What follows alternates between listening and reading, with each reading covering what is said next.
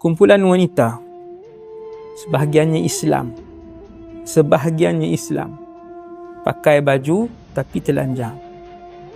Memang dia tutup, tetapi tutupnya start daripada sini. Yang ni terbuka. Tuan-tuan pernah nampak kan? Yang ni terbuka. Jubahnya daripada sini sampai ke bawah.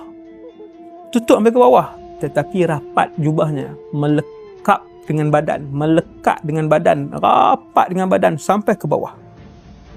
Boleh nampak di mana bonjolan di badan tu. Ini yang dimaksudkan oleh Rasulullah sallallahu alaihi wasallam, memakai pakaian tetapi telanjang bulat.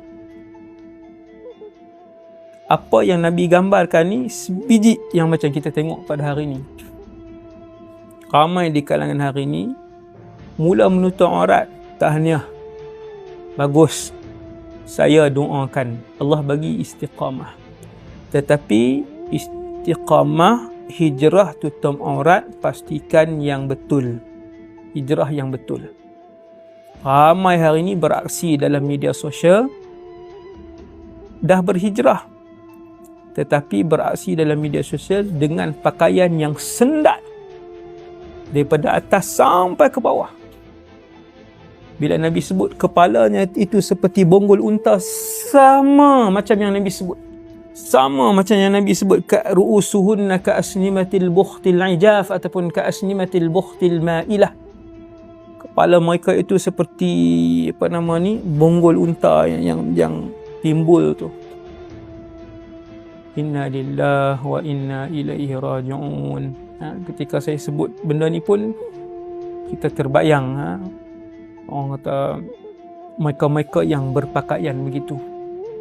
Disebabkan banyaknya mereka ni dalam media sosial berhijrah untuk bertudung dan berpakaian labuh bagus, tetapi mereka yang berpakaian labuh menutup semua tetapi ketat sehingga menampakkan bentuk tubuh itu, hukumnya haram.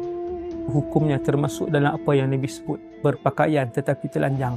Berhijrah menutup keseluruhannya bagus, tak ketat. Ada yang tak ketat, jarang pula.